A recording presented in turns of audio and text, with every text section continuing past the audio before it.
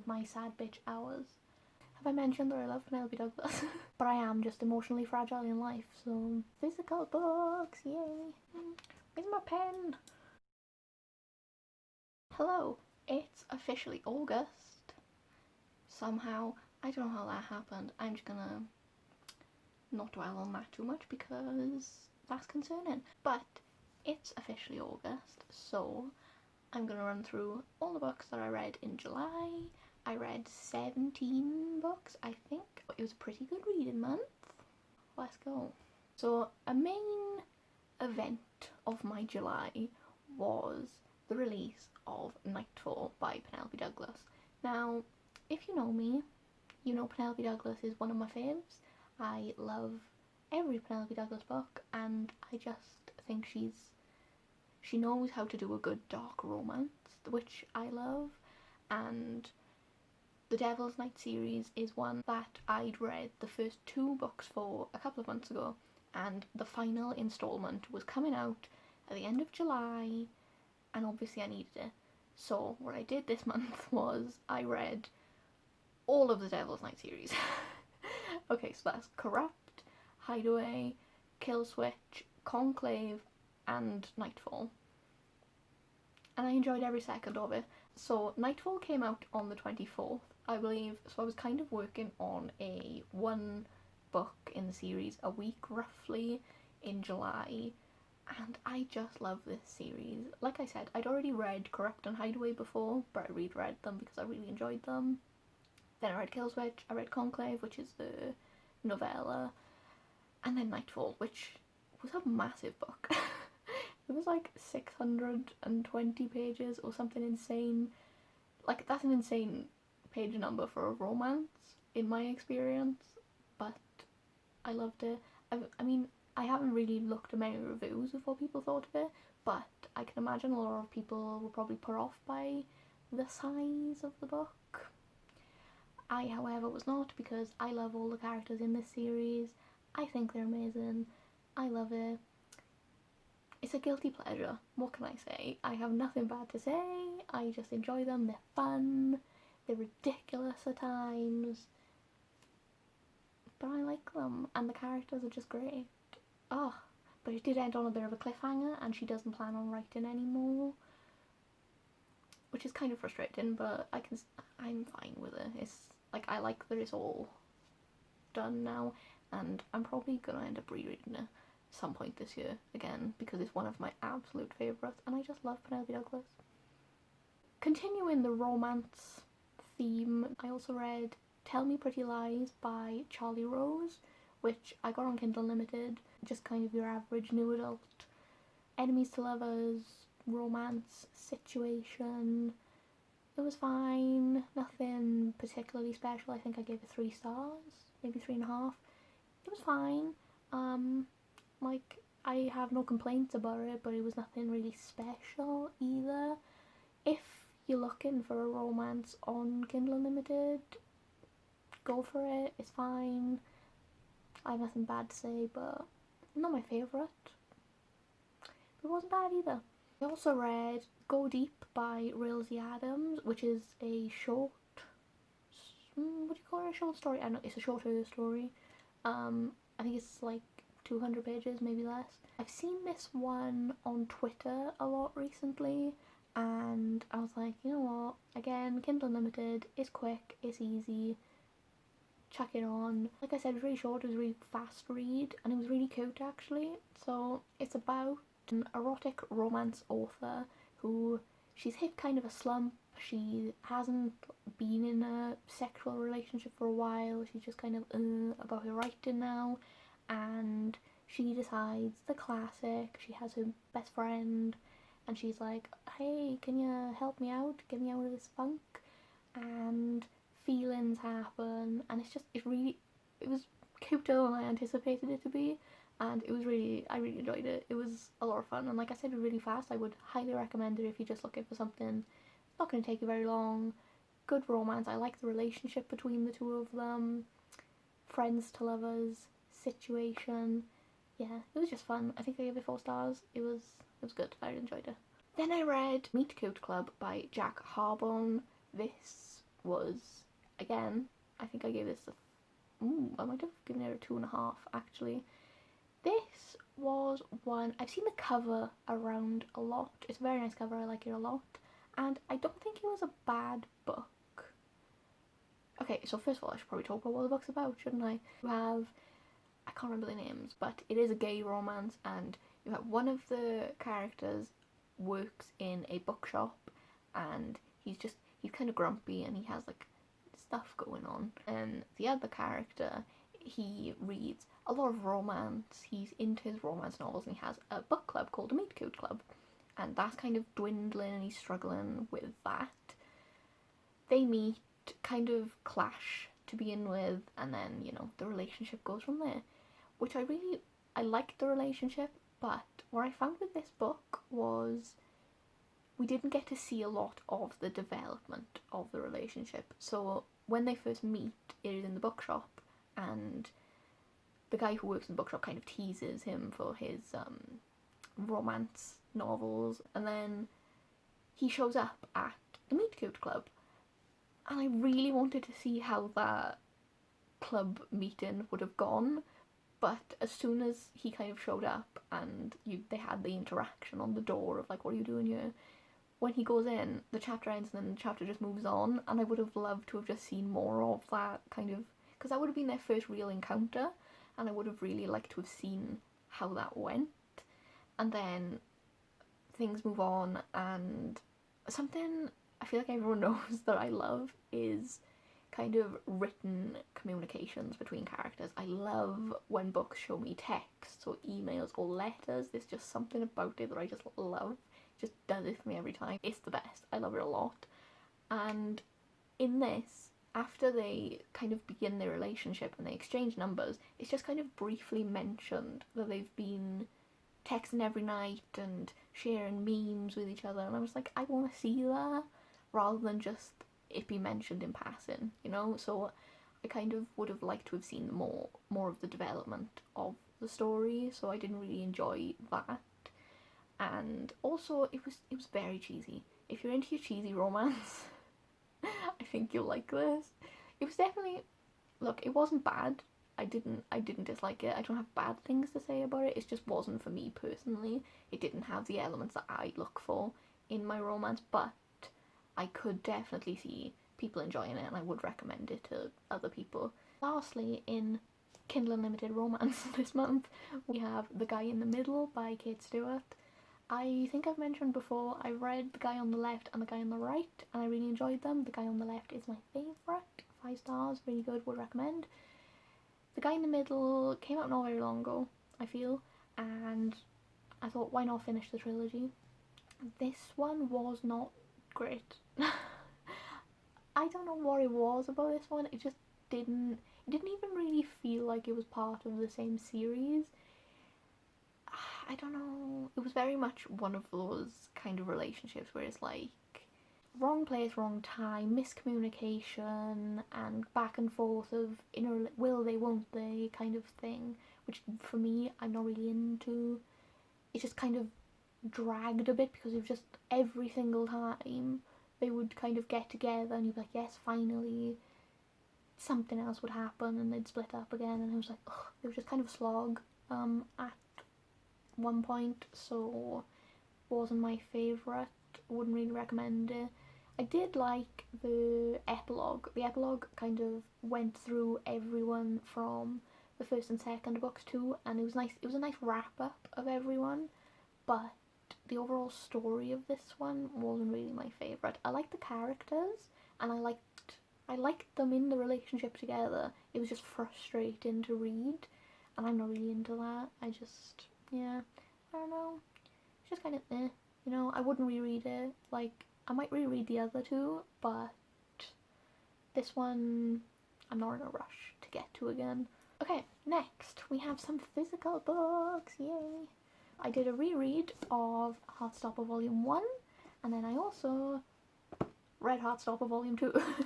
I love these books so much. I got Heartstopper Volume 2 last month, and I'd been saving it for when I'm not having a great day, so I was not having a great day, and I thought, why not spend my day with Nick and Charlie.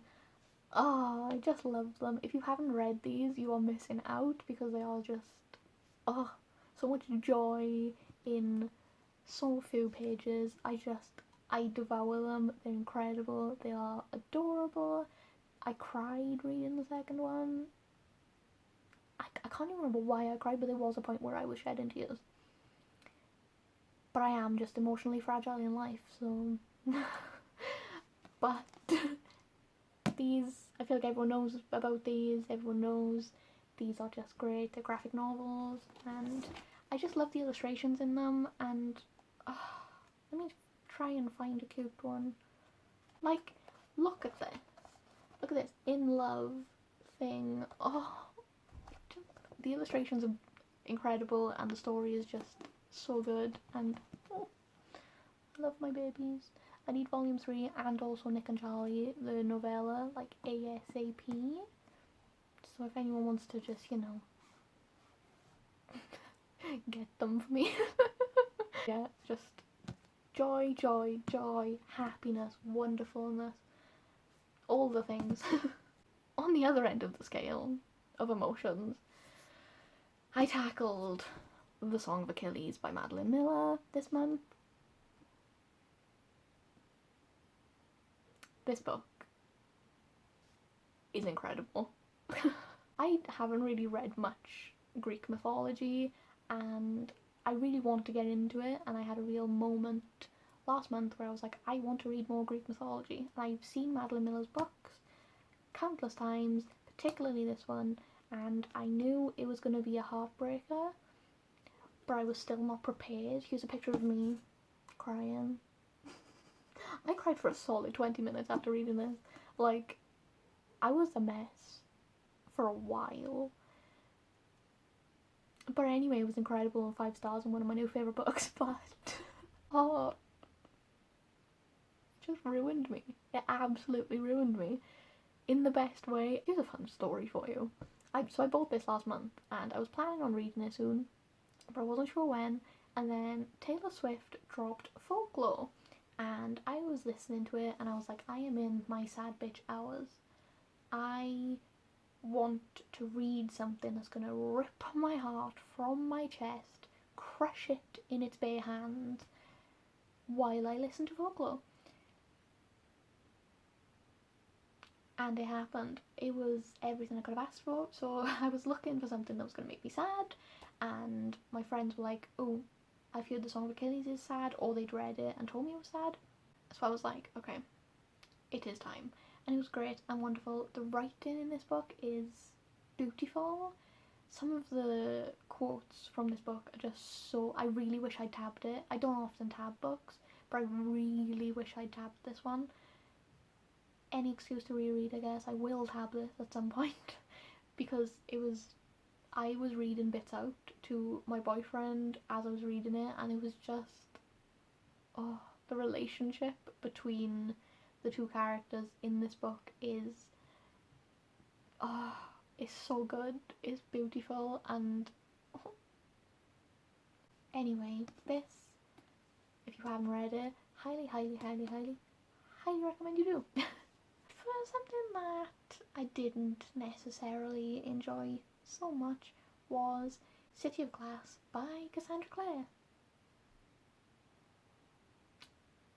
If you've been keeping up with our Shadowhunter live shows, which we do every month, and the next one is on the 26th of August.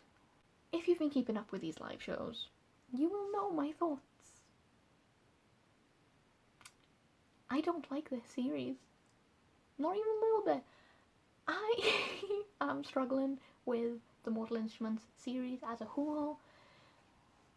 Like I said, I will leave a link to the live shows if you want to catch up. I just don't enjoy the series even a little bit.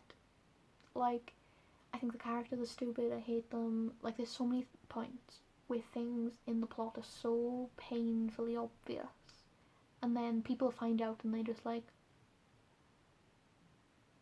full on surprise Pikachu just, and it's like, how?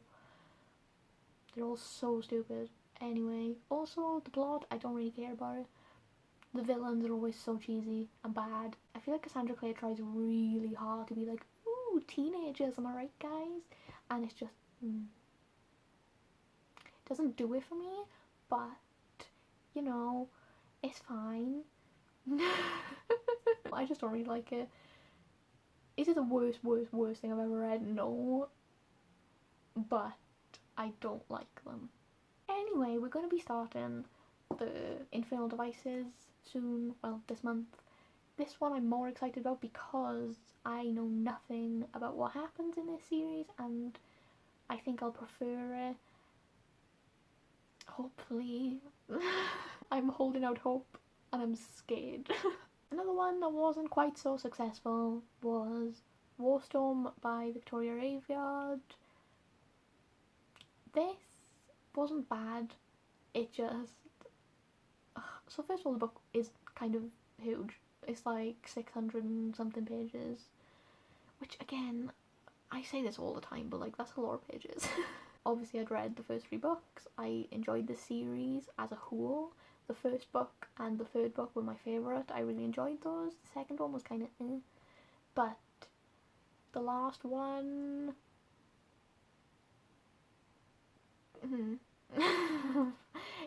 Look, it wasn't bad, it just didn't go the way I wanted it to go, which I know is really bratty and I know is really childish, but I had something in mind for what I wanted to happen and it didn't. So, and not only did it not happen, but it was worst case scenario happenings, which I don't appreciate, and I was heartbroken and upset and angry, and but I've moved on, kind of, I guess. It just wasn't what I wanted to happen, and I wasn't impressed by it, and it was really flipping long, and I felt like I'd wasted all my time. I know I'm being dramatic, but it was an investment of my time, and it wasn't worth it for me. But yeah, it wasn't bad, it just wasn't what I wanted. But I can see if you have different views and opinions to me, you might prefer it, I don't know, but it wasn't for me. Then I also read Six of Crows by Leigh Bardugo, which I talked about in I did a reading vlog kind of thing, and I read this and I loved it, gave it 5 stars. I cannot wait to read Crooked Kingdom, even though I've had spoilers. Thanks, Twitter. It was really fun, I enjoyed it a lot. Again, I'm a character person. The characters in this book I really love. I enjoy the little banter and their interactions with each other, and it was just fun. Crooked Kingdom, I'm coming for you soon. I'm also planning on reading Shadow and Bone soon, which is currently stacked on, because I don't have a tripod. I see it, and I will get to it. But yeah, this was a lot of fun, I enjoyed it, would recommend. Really good, fun, heist book plot with a bunch of characters that are all really good and a bunch of different perspectives. Greatness. Love, love, love. And in the same video I also read The 7 Husbands Available in Hugo by Taylor Jenkins Reid. Again, one of my new all-time favourite books. 5 stars, no problem. Absolutely incredible book. I want to be Evelyn Hugo. I want to meet Evelyn Hugo. I want to watch all her films. I love her so much. Evelyn Hugo is one of my favourite characters that I've read this year. I think, oh, I love this book. Again, it's in the video if you want to see a full reaction, I guess. And I also wrote a review on Goodreads. Really, really good. And just, again, characters. Characters are my key thing, and I think all the characters in this book are just incredible. It covers a lot of issues in society and to do with celebrity and sexuality and a bunch of other different things that are talked about really well, and I just love this book. And finally, I read An Arc of Cinderella is Dead by Kaylin Bayron, and yeah, this was fun. I think I gave it 3 stars. So if you don't know, it's a YA retelling, I guess, of Cinderella, but it's in a universe where Cinderella is dead, obviously. There's some kind of dystopian future in which Cinderella was real and existed hundreds of years ago, and she is dead, but she's kind of worshipped as this figure. Society where a very misogynistic society where, you know, the men do all the working and treat women really badly, and there's like an annual ball where all the girls who are over 16, something like that, they all go, and the men just kind of pick and choose who they want to marry, but you only get to go like 3 times, and people keep disappearing, and essentially our main character runs away and she discovers not everything is what it seems when it comes to the story of Cinderella. It's sapphic also. It's a lot of fun, but it was kind of predictable, but and just like not my favourite. But the concept of it is really fun, and I think the actual book is really fun. If you're into, like, I'm not really much into YA anymore. I do still enjoy it, but only occasionally. But this was really fun, and I think a lot of people would enjoy it. I would recommend it. I read really fast. Definitely interesting, and yeah, would recommend it. It was good. So that's all the books that I read in July. It's kind of a bit of a mishmash of things, mainly romance as usual. But yeah, it was a good month. I found some good things.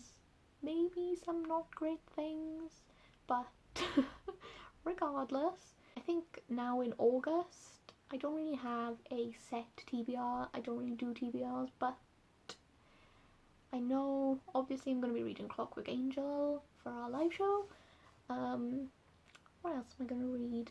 Like I said, I'm planning on reading Crooked Kingdom if I can.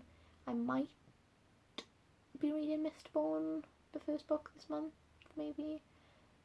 I don't know, we'll see. We'll see how it goes, we'll see what happens, but yeah. Thank you for watching, and I will see you next time. Bye.